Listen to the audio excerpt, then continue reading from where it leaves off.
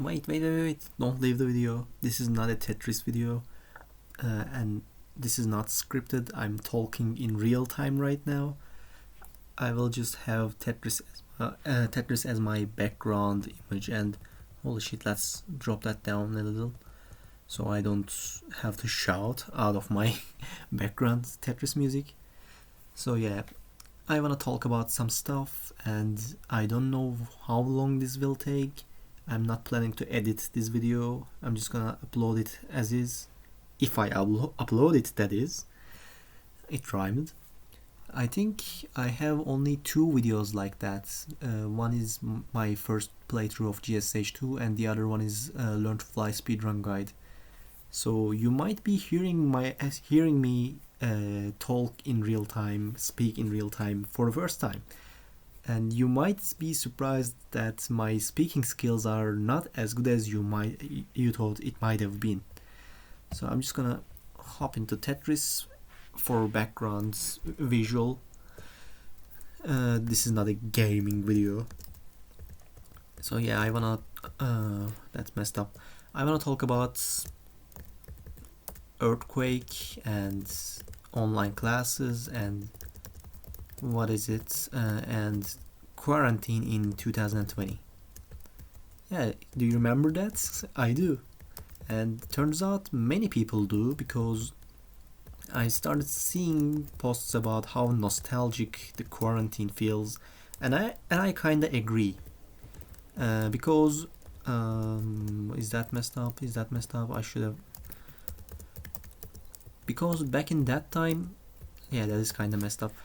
Because back in that time, everyone was at home, and you didn't, even if you had a job, you didn't need to go to work. You could just work from home and be happy about your life, as happy as you can be. And for me, I was studying German language at, I don't know, I shouldn't say the city name or the school name.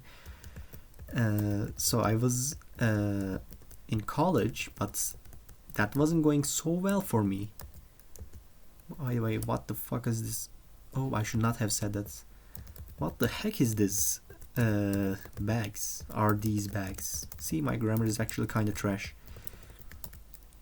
So I shouldn't say the school name, etc., but I was learning German language as my major, and my grades were really low. I don't want to talk that much about this part because it doesn't really matter. But what matters is the classes were back online back in 2020, because what was I gonna say? I keep forgetting. This is the bad, this is the con of not having a script. Schools were online, and what's so bad about this is I didn't get to learn anything, because in my current major, which is English language teaching, for some godforsaken reason, I still need to learn German, or I still have German course is what I meant, which kind of sucks, but it is what it is. So in my German course, I realized I don't know anything, because online classes didn't teach me anything properly, which again kind of sucks, but it is what it is. And the earthquake happened in Turkey, Kahramanmaraş, and some other cities around it. I don't want to get into too much detail about that, because I will probably never upload this if I cry. Jokes aside, I don't I probably have said this to you if you are a close friend of mine, but in Turkish we have a saying, İzahı olmayan şeyin mizahı olur, which means if it can't be explained, it can be made fun of, or something like that. So I'm laughing it off because I don't want to be too serious about it. That's what it means. And after the earthquake, many people became homeless, including one of my friends. I love her so much, and she didn't deserve any of this, but that's not the topic of this video. I wanted to make a video about the earthquake and how it's not over as mainstream media might be telling you. You might be, as a foreigner, you might be seeing on the news that, oh, Turkey has recorded, or you might be not even seeing the Turkey on your news because they think or they want you to believe that it's over. But in fact, as a Turkish citizen, I can tell you that it's not over. I live in a 50 years old building or maybe 40 years old building.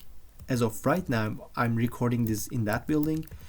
And at any second, including right now, there can be an earthquake and I can just die right now. This is a risk that I'm living in. Like, there's a danger charts. I know this is starting to sound very pessimistic, but it is the reality. Anyway, there's a danger chart, like depending on where you live, some cities are more likely to be affected by the earthquake, by an earthquake, a possible earthquake that has not happened yet. And some cities are like, even if they get hit by an earthquake, they will not be affected. For example, if you're living in Germany, I think Germany is kind of safe, I'm not sure.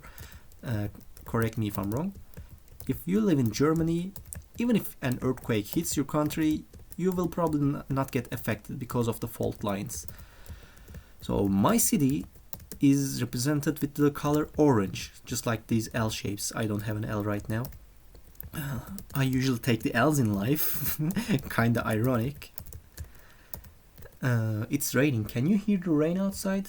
I'm not sure. This is 5 a.m. right now. Wait, let me check. Yeah, it is 5:37 a.m. right now. So I might sound a little bit tired, or wait. See, this is an L. I'm just gonna keep that on for some time. So what I was saying, yeah, my city that I'm currently living in is represented with the color orange. Actually, you know what? Let me just... So this is my city, orange. Actually, I should be putting that in the middle. And red means very dangerous. Like, if an earthquake hits red zone, it is game over. Which Kahramanmaraş and the nearby provinces, nearby cities, they were in the red zone, and some of them were in the orange zone. Some of them were in the red zone. This is why 50,000 people died. But actually, this is not the main reason. It gets political after that, and I don't want to get into politics that much, at least for now. So, did I just keep my recorder on the screen for some time? I feel so embarrassed. Anyway, I live in the orange zone, which means if an earthquake struck me right now, I would pretty much lose my entire house. It's not my house, it's my mother's house, which is actually my grandfather's house, but anyway, you get the point. I would lose my home and most likely some family members. I don't really want to talk about these possibilities, but it is what it is. And you know what? I would probably die, and I would probably choose death if I was under an earthquake rubble, because once you get out of that earthquake rubble alive, it just gets worse. You lose your home, you lose your family, loved ones, everyone pities you, your life will never be the same again. But maybe I will talk about that in a future video. This is a chill video, so I will get rid of that colors and keep talking about the online classes. Yes. So yeah, the earthquake happened, people became homeless, so most people started staying at their relatives' houses, because even if your house didn't get destroyed by the earthquake, it is still dangerous to go inside if it's damaged, right? Or it is still on the fault line and it is still dangerous. Can I make a DT cannon out of this? I think I can. Yeah, like that. Oh, I made a DT cannon for the first time. That's actually impressive. I'm so proud of myself.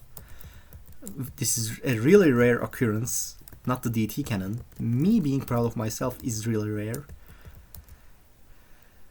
What was I saying? So yeah, some people staying in their relatives' houses in other cities, more safer cities. But most people, not the most people, but some people are staying in college dormitories because for some godforsaken reason, if you're living in Turkey and you're a student, your education is the first thing to sacrifice, and this has been the thing for the very longest time. So during World War II, yes, I was there 3,000 years ago. During World War II, Japan as a country, Japan didn't have a great time. But even after the incidents, the first thing they did was to keep the education going, whether it be inside tents or other things. They kept the education going because that was their priority. But in our country, it's the other way around. If something happens, your education is the first thing to sacrifice, because if you get educated, you might realize that some politicians are not as good as they might have seen in the first sight. Yeah, I don't want to get too political, at least in this video, so I'm not gonna talk about that. So our classes are back online, which maybe the media doesn't tell you if you're a foreigner, but this is the case, and I'm feeling like I'm living 2020 again, which you might have seen maybe TikToks or other whatever app you're using, other social medias. People are wishing they were back in quarantine, and they're having nostalgia over Among Us or Dream SMP, etc., or Animal Crossing, Zoom meetings. I'm actually giving online classes to earthquake victims over Zoom, so that is something we are having at least. But I kind of wish, sometimes I wish that we were back in 2020, because I only lost my grandpa to the COVID, and honestly, I don't want to sound like a dipshit, but he was really old, so whether it's COVID or not, he was gonna pass away sometime soon. I am actually sad about it, don't get me wrong, but it's not entirely because of COVID, is what I mean. I hope I don't sound like a Gen Z broken, what is it called? Corrupted generation.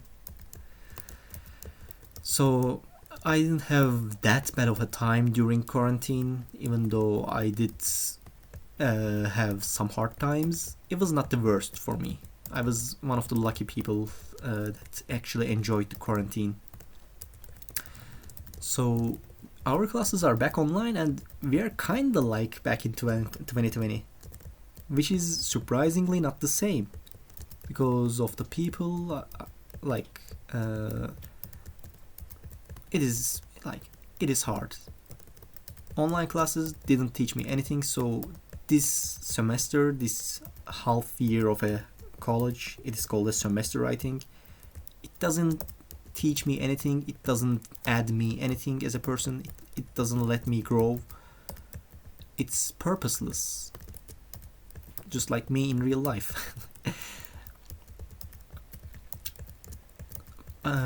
So I was saying that it's almost like we're reliving, like living again in 2020, but it's not, because the things that we, at least I, have nostalgia for doesn't exist anymore. We have the Zoom meetings, we have online classes. Some people, especially college professors, work from their homes, but it's not the same, because it's just Turkey and not the entire world. I think that's the main difference. There is no Dream SMP, maybe. You might not like that particular content because of the controversies, but I actually enjoyed it in the past tense during the quarantine, and I think it ended. I'm not even sure.